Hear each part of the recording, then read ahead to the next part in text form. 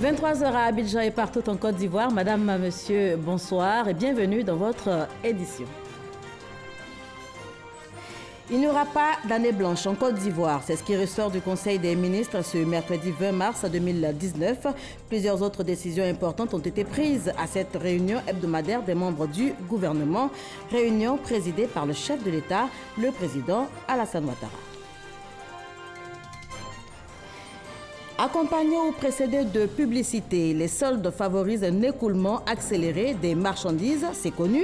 Opportunité pour les commerçants, mais également pour les consommateurs. Cependant, 10 jours après son lancement, la première période de solde en Côte d'Ivoire ne draine toujours pas de monde. Nous en parlons dans ce journal. L'ex-président des Serbes de Bosnie a été condamné ce mercredi en appel à la prison à perpétuité par la justice internationale à La Haye. Nous en parlons également ce soir. Voilà, je vous le disais en titre, il n'y aura pas d'année blanche en Côte d'Ivoire cette année. C'est en tout cas ce qui ressort du Conseil des ministres de ce mercredi 20 mars 2019. Plusieurs autres décisions ont été prises à cette réunion hebdomadaire des membres du gouvernement, réunion présidée par le chef de l'État, le président Alassane Ouattara. Le compte-rendu de Viviane Aïma. Les nouvelles sont bonnes. L'année scolaire et universitaire 2019 ne sera pas une année blanche. Le gouvernement mène les discussions avec les syndicats d'enseignants. Réunis ce mercredi en sa séance hebdomadaire, le Conseil des ministres, sous la présidence du chef de l'État, le président Alassane Ouattara, a fait le point des discussions. Le ministre de l'Enseignement supérieur a informé le Conseil de la tenue d'une rencontre interministérielle instruite par le Premier ministre d'ailleurs, le mardi 19, rencontre au cours de laquelle il a été conclu entre les différentes parties un engagement spécifique qui viserait à la levée de grève des différents syndicats restants, environ 2 ou 3, à l'effet que nos enfants puissent aller normalement à l'école. Et cet engagement pris par les syndicats nous rassure sur le fait que l'année scolaire ne sera pas compromise pour cette année. Donc nous restons toujours dans l'attente de ces différents mots d'ordre qui seront donnés par les différents acteurs qui ont pris cet engagement. Par ailleurs, le gouvernement poursuit sa politique d'équipement de la Côte d'Ivoire en eau potable. Après la station de traitement d'eau potable de Bonois, inaugurée le 19 février 2015, et qui est venue améliorer l'approvisionnement en eau potable de plusieurs communes au sud d'Abidjan, notamment les communes de Marcory, Koumassi, Trècheville et Port-Boué, un décret vient d'être pris en Conseil des ministres ce mercredi 20 mars pour la construction d'une usine de traitement d'eau potable à partir du fleuve Lamé et qui permettra d'améliorer l'approvisionnement en eau potable des communes situées au nord-est d'Abidjan. Ce projet permettra de réaliser un système d'approvisionnement en eau potable d'une capacité de 240 000 m3 par jour destiné au nord-est de la ville d'Abidjan à partir des eaux de surface, notamment de la rivière Lamé. Il contribuera en outre à prévenir la diminution des ressources en eau souterraine des villes d'Abidjan, de Songon et de Bonois actuellement utilisées pour la desserte en eau potable du district d'Abidjan. Dans le domaine de la santé, le Conseil des ministres a fixé la date du démarrage des cotisations pour la couverture maladie universelle. Ce décret fixe le début du paiement des cotisations dues au titre du régime général de base et au titre du régime d'assistance médicale de la couverture maladie universelle au 1er juillet 2019. L'actualité au plan politique étant dominée par les discussions en cours entre le gouvernement et l'opposition sur la réforme de la CEI, la Commission électorale indépendante, le gouvernement en appelle au bon ton. Des discussions sont en cours entre la société civile, les partis d'opposition et le gouvernement actuellement. Et donc l'objectif visé, c'est d'aboutir à une CEI qui est conforme aux recommandations de la Cour africaine des droits de l'homme et des peuples. Et le dialogue se poursuit et donnera lieu certainement à d'autres rencontres. Il est bon que les uns et les autres utilisent le bon ton et aient un peu de retenue afin que les échanges à venir soient constructifs et qu'on aboutisse rapidement à la mise en place d'une CEI qui est acceptée de tous nos concitoyens, mais surtout qui soit aussi opérationnelle que l'est la CEI actuelle. On poursuit en images. Le vice-président de la République, Daniel Kablan-Duncan, a échangé hier avec une délégation de l'UPU, l'Union postale universelle. La délégation conduite par son directeur général était en Côte d'Ivoire dans le cadre des préparatifs de l'organisation du 27e congrès de l'Union postale universelle. L'événement va se tenir ici même en Côte d'Ivoire en 2020. Je vous propose à cet effet d'écouter le directeur général de l'Union postale universelle à sa sortie d'audience. Je rentre avec une très forte impression parce que nous sommes à 1 an et demi du congrès, mais selon moi, la Côte d'Ivoire est déjà prête. Elle est prête et ça me permet de rentrer, annoncer à la communauté postale mondiale. La Côte d'Ivoire est déjà prête. L'Afrique vous invite, certes, mais la Côte d'Ivoire vous reçoit et elle est déjà prête à vous recevoir. Non seulement sur le plan matériel, les préparatifs sont déjà au point, mais j'ai aussi rencontré un engagement ferme des autorités de ces pays au plus haut niveau. Nous discutons les voies et moyens de promouvoir la transformation numérique du secteur postal pour contribuer au développement inclusif socio-économique. Et même sur ce point-là, nous avons eu des fructueuses discussions. On a identifié des axes de coopération qui permettront également au secteur postal en Côte d'Ivoire à s'embarquer très tôt dans la transformation numérique pour le bien-être de ses citoyens. On poursuit avec cette information. La cérémonie de baptême et des remises d'épaulettes à la 41e promotion des commissaires initialement prévue demain, jeudi 20 mars à 10h, est reportée à 11h30. La cérémonie, je le précise, de demain, prévue donc pour 10h, est reportée à 11h30. On reste dans le domaine de la sécurité. On se rend pour en parler à Gbeleban, où le ministre de la Sécurité a inauguré récemment le commissariat de police mixte. Et c'est avec Abou Sanogo qu'on en parle. Gbeleban, dans le Kabadougou, a le plus grand commissariat mixte de police de Côte d'Ivoire. Bâti sur une superficie d'environ 1 hectare pour 910 mètres carrés utilisés, il est équipé de 28 bureaux, de 3 blocs sanitaires et de 11 violons, dont 3 pour mineurs. C'est ce joyau qui va permettre d'assurer la sécurité des personnes et des biens et de maîtriser les flux migratoires à la frontière avec la Guinée, qui a été officiellement mise en service par le ministre de l'Intérieur et de la Sécurité Sidiki Diakité, en présence des élus, cadres et de populations venues de Gbeleban, Bodjogo, Sédougou et Samango, lesquels se sont réjouis de l'ouverture dans leur région de cet outil de sécurité. Nous comprenons aisément qu'il s'agit d'un instrument de sécurité de pointe que l'État met à la disposition de Gbeleban pour assurer sa sécurité au quotidien, d'une part, et instaurer un pacte de sécurité des frontières entre la Côte d'Ivoire et la Guinée sœur, d'autre part. Le ministre de l'Intérieur et de la Sécurité Sidiki Diakité, qui avait à ses côtés le ministre de l'Économie et des Finances Adama Koné, a invité la population de Gbeleban à une franche collaboration avec les agents de police de ce nouveau commissariat mixte. Nous ouvrons désormais dans tous les commissariats, tous les nouveaux commissariats construits, des bureaux genre qui sont chargés de recevoir toutes les femmes victimes de violences qui leur seraient faites. Il va y avoir en son sein pratiquement toutes les composantes d'une police moderne. Donc il y aura la police conventionnelle, mais aussi la police scientifique, la police moderne. Il y aura également un certain nombre, la police d'immigration et la police judiciaire, qui pourront aider non seulement Gbeleban, mais aussi toute la région du Kabadougou, voire de la Côte d'Ivoire. Le Fonds de prévoyance de la police nationale se dit prêt à accompagner ce nouveau commissariat dans ses missions. Une équipe viendra installer tous les logiciels, n'est-ce pas, de suivi de nos malades. Et nous avons un programme de décentralisation de notre polyclinique. Dans chaque préfecture, nous allons acquérir des lopins de terre et nous allons construire nous-mêmes ou allons acquérir des bâtiments et nous allons y installer nos centres de santé. Outre l'ouverture de ce commissariat, le ministre de l'Économie et des Finances, Adama Koné, a procédé à la pose de la première pierre des bureaux du Trésor public de Gbeleban pour accompagner son développement. Le site devant abriter l'édifice est situé à l'entrée de cette localité. Les femmes à l'honneur ce mois de mars, en marge de la 63e session de la Commission de la condition de la femme qui se tient à New York. La délégation ivoirienne s'est rendue dans le New Jersey où elle a visité une usine de transformation de cacao. Mais avant, il s'est tenu un panel sur l'autonomisation des femmes dans la filière cacao. Les temps forts de cette rencontre avec Clément Boko.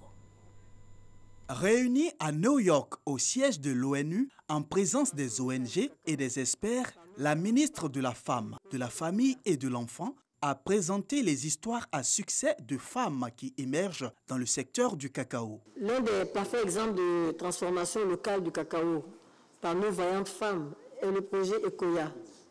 C'est un projet de transformation des fèves de cacao par les femmes issues de l'entreprise coopérative de Yamoussoukro. L'objectif de ce projet, c'est de faire travailler une centaine de femmes dans chacune des 2500 coopératives du pays. En 3 ans, le projet comptera 250 000 femmes issues des 2500 coopératives recensées en Côte d'Ivoire. Et ce modèle économique offrira donc une masse salariale de 9 milliards de francs CFA par an au bout de la 3e année selon les initiateurs. Pour réussir l'autonomisation des agricultrices, le gouvernement leur facilite l'accès à la protection sociale. Le régime de travailleurs indépendants qu'envisage mettre en place l'IPS-CNPS vise l'autonomisation de la femme dans le secteur du cacao à protéger son activité génératrice de revenus et ses enfants. Ainsi, les prestations intègrent le versement d'une indemnité journalière équivalent à 100% du revenu plafonné de la femme travailleuse dans le secteur du cacao, dans le cadre de la maternité, pendant la grossesse et après l'accouchement. La transformation du cacao, une autre étape dans l'indépendance financière. Nous sommes en train d'aller vers une usine trouvée par son Excellence Camara et nous allons, avec ses partenaires, voir qu'est-ce qu'ils font et comment est-ce que les femmes, dans le cadre de l'autonomisation, qui sont venues ici pour la rencontre à New York, puissent avoir des débouchés par rapport aux produits qu'elles fabriquent, une valeur ajoutée qui puisse leur permettre de sortir de la pauvreté, de vivre décemment. Ici, dans cette usine du New Jersey, le cacao ivoirien est bien connu. Et régulièrement, des séances de formation sont organisées pour expliquer aux visiteurs la provenance de cette matière première et surtout montrer le dur travail effectué par les agriculteurs et agricultrices. Cette 63e session de la Commission de la condition de la femme aura permis aux agricultrices de rencontrer des partenaires pour accroître leurs revenus et s'intégrer dans les programmes de développement durable. L'autonomisation de la femme également au cœur des journées de la francophonie. Selon le rapport 2016 sur la francophonie numérique, sur 3,9 milliards de personnes déconnectées, 58% sont des femmes en Afrique. La Commission nationale de la francophonie a donc organisé, dans le cadre de ces journées, un panel pour promouvoir l'usage du numérique par les femmes. Compte rendu Jean-Marc Djadji et Didier Nguesson. Améliorer les connaissances des femmes en activité sur des outils numériques. Sensibiliser les jeunes filles face à leurs responsabilités dans l'espace numérique. Voici le sens du thème, le numérique, une réponse au développement de l'entrepreneuriat féminin. Dans le cadre des Journées de la francophonie, la Commission nationale de la francophonie organise une réflexion sur le numérique. À l'occasion donc de ces Journées de la francophonie, des plateformes ont été dédiées aux jeunes et aux femmes. Celle d'aujourd'hui, qui concerne l'autonomisation de la femme par le numérique, est consacrée à la gente féminine. Nous nous rendons compte que de plus en plus, le numérique prend une part importante dans la vie de tous citoyens, tant les Ivoiriens qu'à travers le monde. Il était important que cette cérémonie s'organise afin que nous puissions indiquer à nos sœurs, à nos mamans, l'autonomisation qui est possible avec le numérique, mais en utilisant le numérique de la meilleure des façons. La francophonie s'engage avec les associations de femmes et organisations non gouvernementales à promouvoir l'usage des outils numériques, échanger et partager les expériences terrain. L'objectif est de mettre en œuvre la stratégie TIC en faveur des femmes et des jeunes filles. Il est tout simplement question d'éclairer toutes les femmes ici présentes et aussi nos décideurs sur le fait que le développement de l'entrepreneuriat numérique doit bénéficier d'un cadre approprié. Ce cadre-là, c'est celui de l'éducation. Donc le numérique permet justement de démultiplier ou du moins de faciliter l'apprentissage pour les femmes, quelles que soient leurs origines. Aujourd'hui, nous disons qu'elles arrivent à utiliser leur téléphone portable, qui est du numérique. Donc maintenant, les accompagner pour qu'elles puissent utiliser leur téléphone portable dans ce qu'elles font au quotidien. On peut amener des personnes qui n'ont aucune base à utiliser le numérique. 200 femmes et jeunes filles issues de la société civile et des universités ont pris part à ce panel. La vocation de la francophonie, c'est d'accompagner les pays, de faire en sorte que cette culture de démocratie soit une culture partagée dans notre espace francophone. Ce sont les propos de Louise Mushikiwabo, secrétaire générale de l'Organisation internationale de la francophonie. Et les femmes ont également un rôle à jouer dans le processus de recherche de la paix. La Fondation Leader pour la paix, dirigée par l'ancien Premier ministre français Jean-Pierre Raffarin, qui était récemment en Côte d'Ivoire, a justement rencontré pendant son séjour en Côte d'Ivoire les jeunes filles de l'université Félix Houphouët-Boigny de Cocody, mais également des garçons. Il a été question au cours des échanges de leur contribution à la recherche de la paix en cours dans notre pays. Issaïo. Paix, multilatéralisme, dialogue inclusif. Tous ces sujets passés au peigne fin par la Fondation Leader pour la paix. Les étudiants et des membres de la société civile ont été sensibilisés sur ces notions à travers l'université itinérante initiée par cette fondation, dirigée par l'ancien Premier ministre français Jean-Pierre Raffarin. Ils ont du tempérament, ils ont de la culture, ils ont de l'énergie, ils ont de la joie de vivre, mais ils ont aussi des exigences et des convictions. Et l'Afrique doit trouver sa place dans le monde. Ils veulent que l'Afrique trouve sa place. Et au fond, la jeunesse ivoirienne est une des bonnes raisons d'espérer pour l'Afrique. Nous nous réjouissons de cette initiative de l'université avec les jeunes. Vous avez vu leur grande contribution, leur prédisposition à accompagner les initiatives de la paix, la maturité de la jeunesse ivoirienne à travers les questions qui ont été posées. Je souhaite que cette conférence fasse date et qu'à partir donc de cette conférence, on puisse considérer qu'un nouveau départ, surtout à l'université, avec l'ensemble de ces associations, puisse se faire. Après l'université Félix Houphouët-Boigny, les membres de la Fondation Leader pour la paix ont échangé au siège de l'Union africaine à Abidjan avec des membres de la société civile. L'objectif étant le même, promouvoir la paix pour assurer un mieux-être des populations. Houphouët-Boigny disait que la paix, ce n'est pas un mot, c'est un comportement, apaiser les comportements. Et on voit ici que l'Union africaine fait un travail constructif, notamment en s'appuyant sur le rôle des femmes. Des réseaux comme FemmeWise mobilisent des femmes capables d'aider d'autres femmes à être plus autonomes, à s'engager davantage dans la société pour permettre de meilleurs équilibres. La paix doit être un comportement de tous les jours, à savoir que tous, hommes, femmes, nous devons tous être des êtres épris de paix. Il faut œuvrer pour la paix. Avec la paix, on a le développement. Avec la paix, on peut lutter contre la pauvreté. Avec la paix, la croissance sera encore plus inclusive. L'ancien Premier ministre français, sous Jacques Chirac, séduit par le leadership et la clairvoyance du président Alassane Ouattara, a salué tous les efforts consentis pour la préservation de la paix, gage de tout développement en Côte d'Ivoire. Ici, le retour à la stabilité avait permis la croissance, avait permis le développement et que ce sont des sujets qui sont importants à signaler. Nous avons eu des débats très intéressants avec le président Ouattara, avec les jeunes, avec les femmes, avec les représentants de l'Union africaine. Et ce qu'on voit vraiment, c'est que la paix, c'est un travail de tous les jours. Pour un meilleur équilibre du monde, les membres de la Fondation Leader pour la paix ont souhaité que l'Afrique ait une représentativité forte au sein de l'ONU. L'OIDH, l'Observatoire ivoirien des droits de l'homme, forme la société civile sur le nouveau code de procédure pénale. Il est question de contribuer à l'information, mais également à la formation de la société civile sur justement les innovations apportées par ce nouveau code de procédure pénale. On en sait davantage avec Gabriel Zani. Le nouveau code de procédure pénale contient des innovations majeures, des innovations qui intègrent le principe du contradictoire, depuis l'enquête préliminaire jusqu'au jugement de l'affaire en vue de garantir les droits des plaideurs. Le nouveau code de procédure pénale a été expliqué aux représentants de la société civile réunis à l'invitation de l'OIDH, l'Observatoire ivoirien des droits de l'homme. La justice est la vitrine de la démocratie et représente l'indicateur par excellence d'une société équilibrée qui a décidé de tourner le dos à l'anarchie et au conflit en se conformant à ses propres éthiques.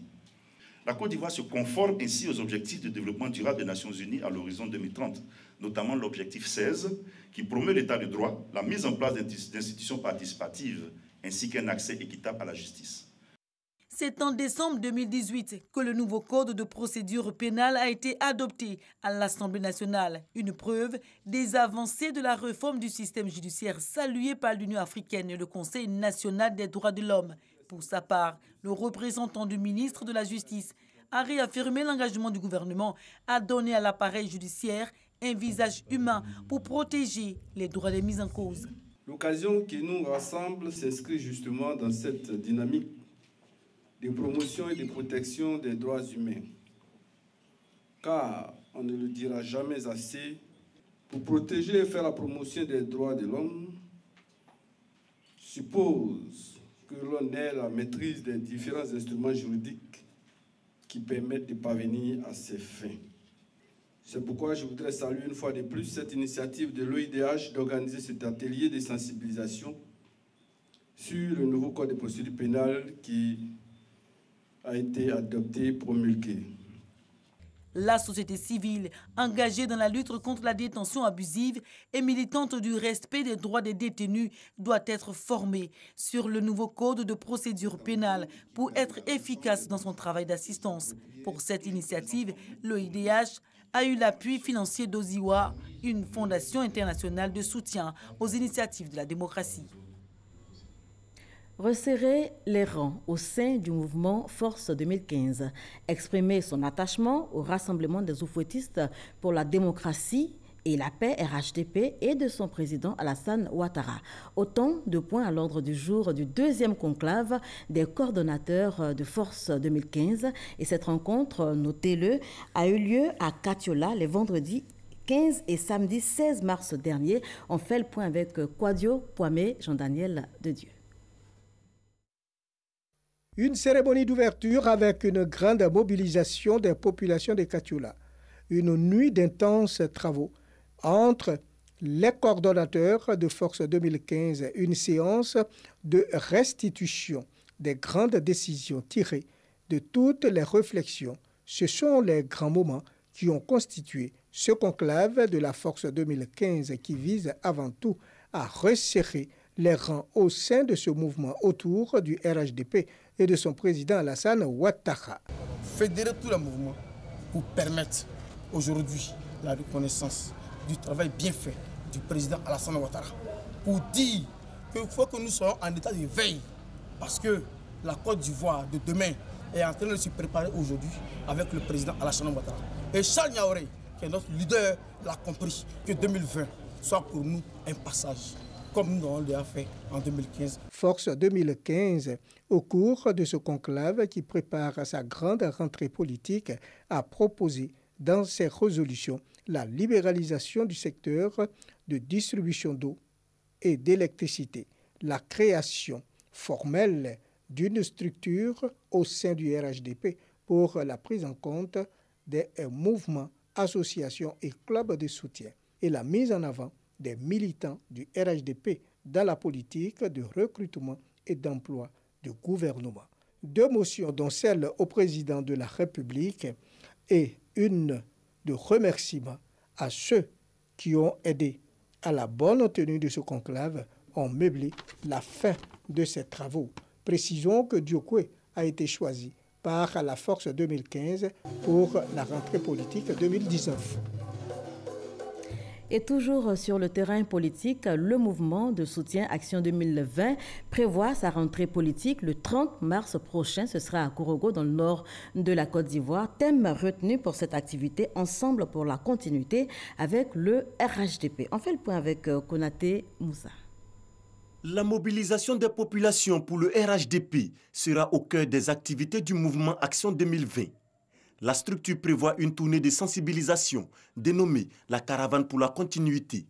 La Caravane pour la continuité consistera à parcourir toute la Côte d'Ivoire, même les hameaux les plus reculés, pour prêcher la parole de l'oufouettisme, pour dire que la Côte d'Ivoire est une et indivisible, pour dire que nous, nouvelle génération, nous avons décidé de prendre notre responsabilité. Le mouvement Action 2020 va tenir sa rentrée politique le 30 mars prochain à Korogo. Thème retenu, Ensemble pour la continuité avec le RHDP, le Rassemblement des oufouettistes pour la démocratie et la paix. Je vous en parlais dans les titres de cette édition. Accompagnés ou précédés de publicité, les soldes favorisent un écoulement accéléré des marchandises. En tout cas, c'est connu. Opportunité pour les commerçants qui boostent ainsi leur chiffre d'affaires, mais également pour les consommateurs qui font des économies. Cependant, 10 jours après son lancement, la première période de solde en Côte d'Ivoire ne draine toujours pas de monde. Notre reporter Jean-Luc Bambo a justement fait un tour dans les boutiques ici à Abidjan pour en connaître les raisons. Regardez. Moins 40%, moins 60%, de grosses démarques sur les articles dans cette grande surface, mais une toute petite affluence. 10 jours après l'ouverture des soldes, le bilan est mitigé. Depuis le 10 mars, on a commencé les soldes. Pour le moment, il n'y a pas assez d'affluence. On espère que d'ici la fin du mois, il y aura beaucoup plus d'affluence. Cette haute grande surface à la rue du Commerce au Plateau est également en solde. Sur ces étiquettes jaunes apparaît le prix initial qu'on vendait avant et barré, on retrouve le plus soldé. Alors ces prix vont de 20 jusqu'à 80% en moins du prix original. De façon générique, les soldes consistent à vendre avec une réduction de prix des produits invendus et proposés à la vente depuis un certain temps. Une opportunité que veulent bien saisir les clients. Généralement, ces grands magasins de luxe, quand ils affichent jusqu'à moins 70%, on court pour voir. On n'espère pas l'affaire du siècle, mais on va essayer de voir si on peut faire des affaires. L'autre grief à l'encontre des soldes, l'augmentation des prix avant la démarque. D'autres disent que nous augmentons pour baisser. Elle est à l'ancien prix, elle a déjà payé à l'ancien prix et aujourd'hui, elle voit que c'est plus de la moitié qui est baissé. Je peux vous confirmer ça déjà parce que j'en ai pris à 140 000, mais aujourd'hui, je vois que c'est à 56 000. Sans aucun doute, pour ces consommateurs, la période de solde est le meilleur moment pour faire ses courses. Après cette période, on s'apprête et quand on a des besoins, on vient pour faire ses achats et les prix sont beaucoup plus intéressants, donc en de bonnes réductions. Au thème du décret numéro 2013-167 du 6 mars 2013 qui organise les ventes et soldes en Côte d'Ivoire, il existe deux grandes périodes de soldes. La première qui est du 10 au 31 mars et la seconde qui est du 10 au 31 août de l'année. Au-delà de ces deux périodes réglementaires, il y a une période dite complémentaire d'une durée maximale de 2 semaines, mais dont les dates sont librement déterminées par les commerçants. Un cadre réglementaire qui semble peu connu, aussi bien par les consommateurs que par une catégorie de commerçants. Dire qu'il y a une solde en cours actuellement, on n'est pas très au courant. Actuellement, nous, on n'est pas en solde. On est dans le magasin, au plateau ici, c'est pas à tout moment on fait solde. Il y a des moments pour ça. C'est dans le mois de décembre. Rien ne prouve, on ne voit rien, il n'y a pas d'affichage, il n'y a pas de banderole qui dit que dans le mois d'avril, du mois de mars, c'est une période de solde. Comment intégrer la pratique des soldes dans les mœurs des Ivoiriens? Telle est la principale préoccupation au ministère du Commerce.